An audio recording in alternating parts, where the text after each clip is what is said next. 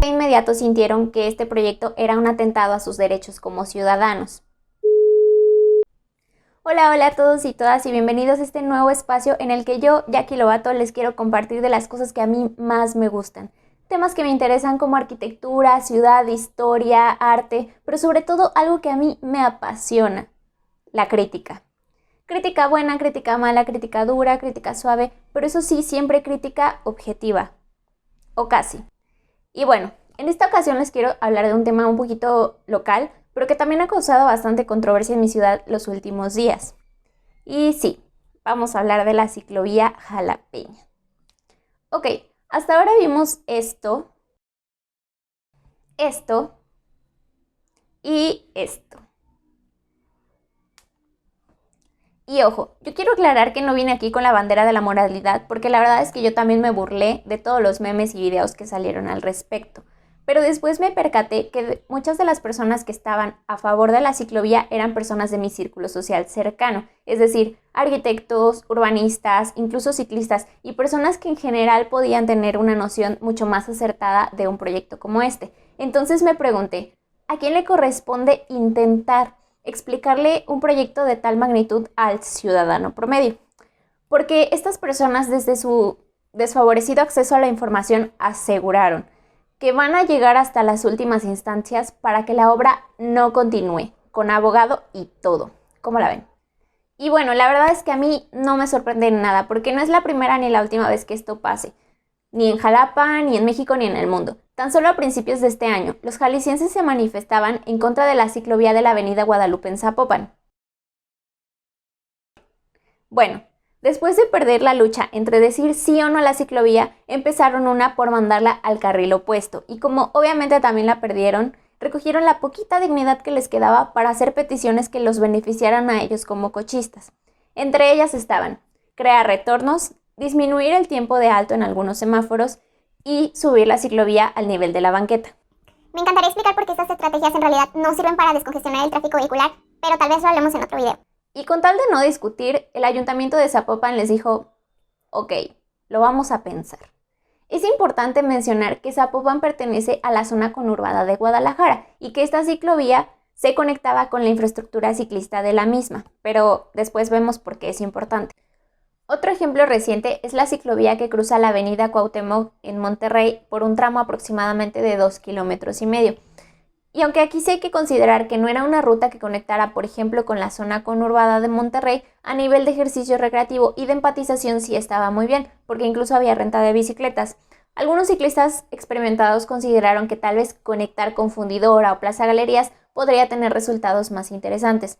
De todas formas, hubo quejones y privilegiados que querían enviar la ciclovía al carril opuesto, alegando que por el carril de la derecha se entorpecía el flujo vehicular y las paradas de transporte público, así como algunas personas manifestaron que se sentían inseguras por sufrir algún atropello por parte de los ciclistas.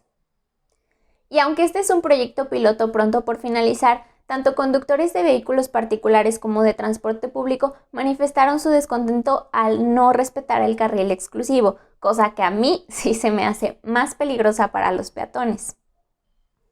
Y bueno, pues ni hablar de Puebla, Ciudad de México, Cancún e infinidad de ciudades que en su camino hacia la peatonalización y la movilidad verde se tropezaron con gente privilegiada, contaminante y poco empática.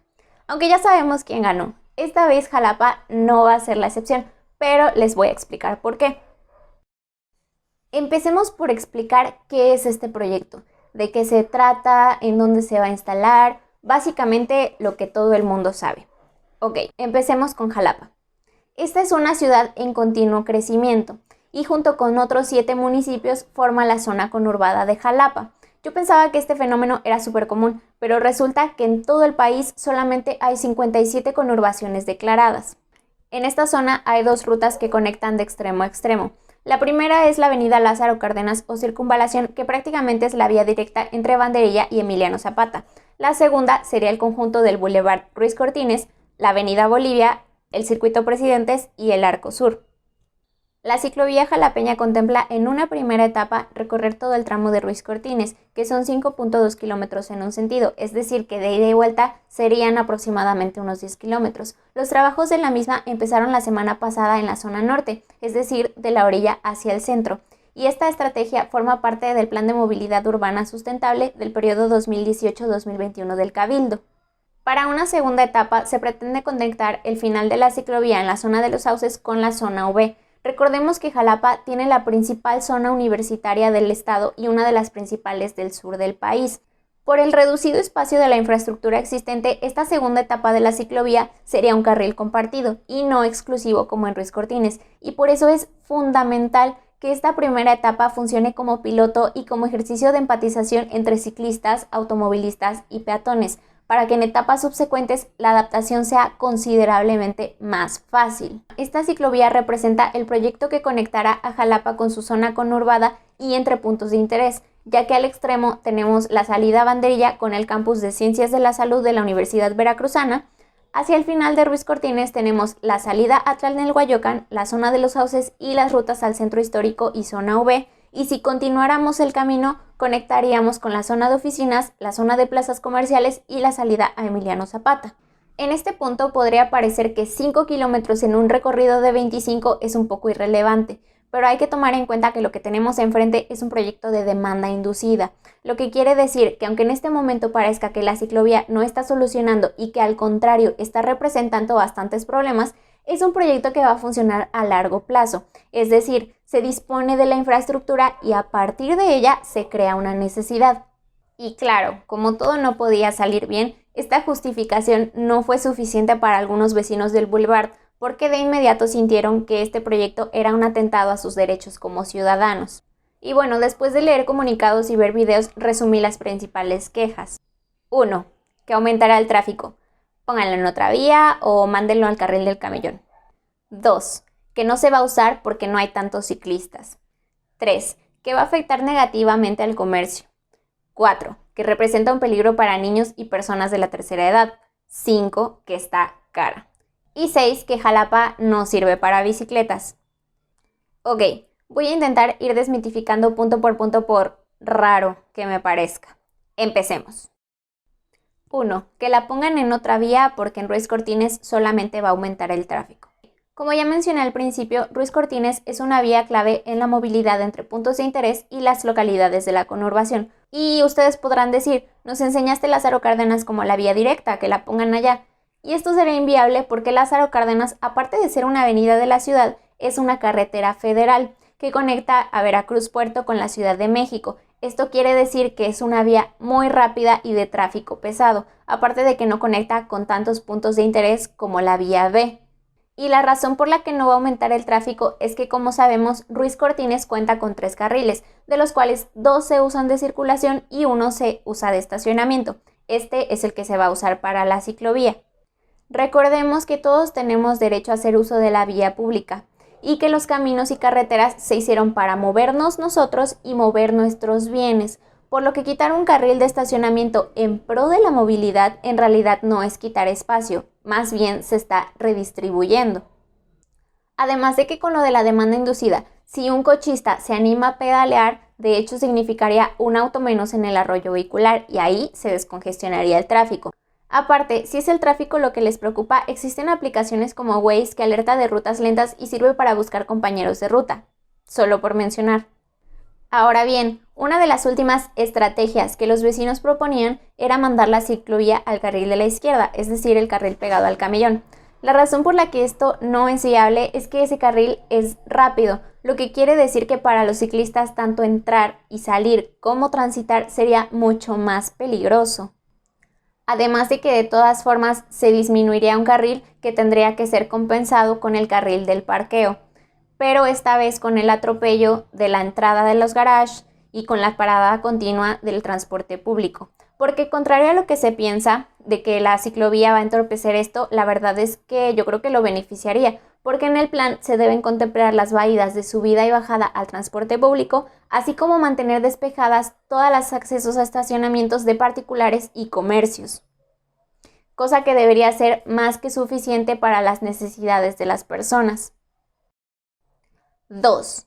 Que no se va a usar porque no hay ciclistas. A medida que se optimicen las estrategias de confort y seguridad, muchas más personas se van a animar a hacer uso de la ciclovía para sumarse a las que ya hay, porque no es cierto que no existen. Tan solo por Ruiz Cortines, en horas pico transitan alrededor de 50 ciclistas por hora, que poquitos no son. 3. Va a afectar negativamente al comercio. La verdad no sé qué tan necesario sea explicar esto, pero por simple lógica y con el respaldo de algunos estudios se ha demostrado que tanto ciclistas como peatones son más relevantes para el comercio que cochistas y transportistas. Por ejemplo, ustedes cuando van en su auto o en el transporte público, ¿se detienen y se bajan a comprar algo? Contrario, si van caminando o en bicicleta y ya sienten la fatiga del calor o la distancia, ¿es probable que lo hagan? Pues así funciona. Y si bien los ciclistas no compran más cantidad, sí compran con más frecuencia. Así que de verdad que lo último que debería preocuparles es que el Oxxo pueda quebrar, pero sí deberían pensar que tal vez a Doña Chofi de la tiendita de la esquina probablemente le vaya mucho mejor. Ahora que si alguno de ustedes hace algún uso comercial de la vía pública por la banqueta o por el carril de estacionamiento, deberían pensar qué es lo que están haciendo, porque les aseguro que eso no es correcto. 4. Representa un peligro para niños y personas de la tercera edad. Empecemos recordando que así como la Ley de Tránsito del Estado de Veracruz regula las obligaciones y los derechos de los automovilistas y motociclistas, también lo hace con peatones y ciclistas.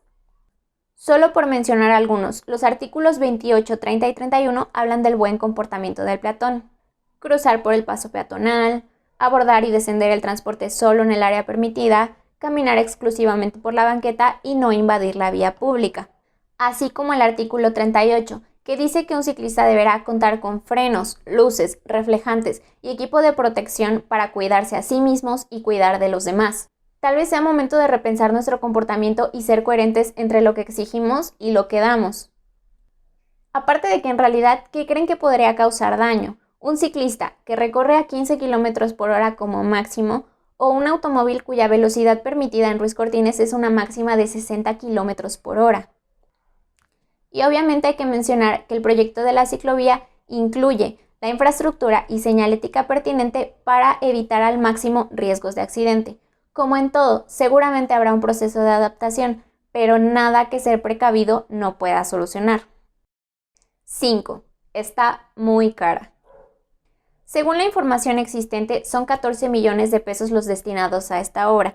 Recordemos que el tramo total será aproximadamente de 10 kilómetros, por lo que el precio por metro lineal de ciclovía sería de 1,400 pesos. Y no sé ustedes, pero considerando que esto incluye trazo de reconfiguración, la carpeta asfáltica, los camellones y la señalética, se me hace un precio más que accesible.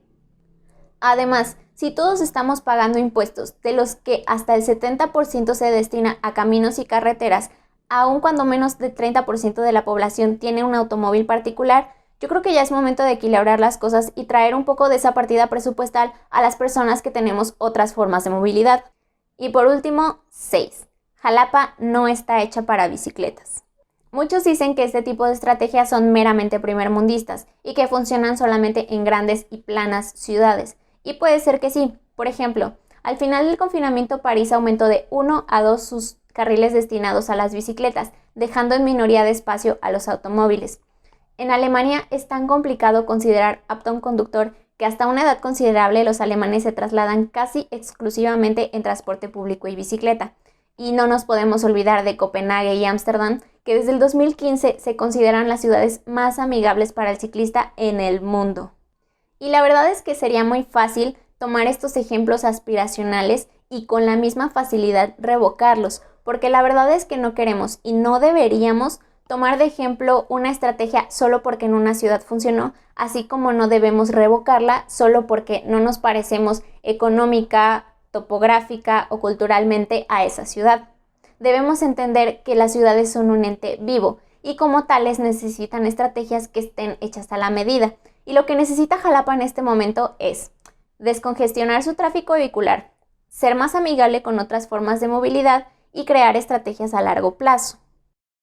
Y hasta aquí llegamos con los mitos, pero por si todavía tienen dudas, les voy a compartir algunos datos de interés. Actualmente en Jalapa están registrados alrededor de 200,000 vehículos motorizados, para los aproximadamente 500,000 habitantes, lo que quiere decir que hay un vehículo por menos de 3 personas, o sea, ni siquiera es la capacidad máxima de un automóvil tipo sedán. Ya debemos dejar de pensar que el automóvil particular debe tener la prioridad del espacio. Por ejemplo, por la calle Enríquez diariamente transitan alrededor de 20,000 vehículos y 25,000 peatones, es decir, que simplemente por demanda deberíamos tener un acceso similar al espacio, cosa que no está ni cerca. La ciclovía comprende un tramo de 5.2 kilómetros en un sentido. Esta distancia en un automóvil se recorre en 10 minutos, caminando se recorre en 1 hora y a bicicleta se recorre en 20 minutos. 20 minutos de bicicleta son los suficientes para disminuir considerablemente el riesgo de padecimientos cardíacos y obesidad, los principales 2 problemas del país.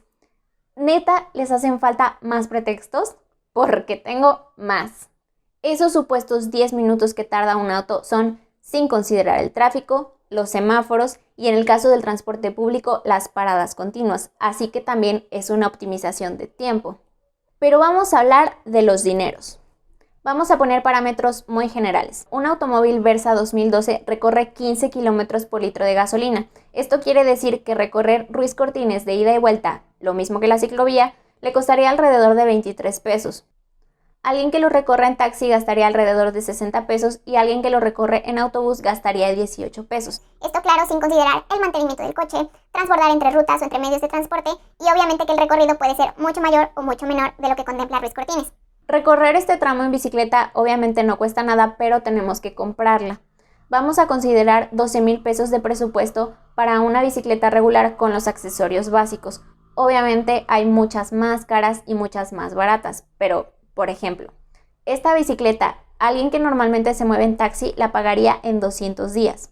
Alguien que se mueve en automóvil la pagaría en 520 días y alguien que se mueve en autobús la pagaría en 666 días. Días más, días menos. Pero considerando que el periodo de vida de una bicicleta es mucho mayor, yo consideraría que incluso significa un ahorro de presupuesto. Y por último, y también muy importante, el medio ambiente. En un recorrido de 10 kilómetros, de nuevo, la ciclovía de ida y vuelta, un automóvil tipo sedán emitirá 6 kilogramos de dióxido de carbono, una motocicleta 3.13, un autobús 0.5, una bicimoto 0.19 y patines, triciclos y bicicletas tendrán 0 emisiones. No me voy a meter con las metas ambientales que México prometió cumplir para el 2030, pero les voy a dar una pista. Vamos muy mal. Por lo que todavía pensar en la transición de movilidad de gasolina a movilidades híbridas y después a movilidades verdes ya no sirve, eso urgía ayer, por lo que debemos pensar, pero ya, otras formas de movilidad que sean más amigables con el medio ambiente. Será un proceso largo y seguramente habrá muchas más dificultades en el camino, pero recordemos que aparte de ser una forma de movilidad más amigable, es una forma de vivir la ciudad. Y a medida que vivamos la ciudad a una escala más humana, vamos a ser más empáticos entre nosotros. Además, vamos a equilibrar el acceso que tenemos a la vía pública, vamos a disminuir nuestros tiempos de traslado, vamos a ahorrar unos pesos, vamos a echarle una mano al medio ambiente y vamos a tener una calidad de vida mucho mejor. Y bueno, si te gustó este video, por favor no dudes en compartírsela a esa persona que sabes que todavía duda entre aceptar o no la ciclovía. Y si hay otros temas de urbanismo, arquitectura o ciudad que te gustaría que toquemos, házmelo saber. Me encantaría platicarlo con todos ustedes. Y nos vemos en el próximo, si es que lo hay.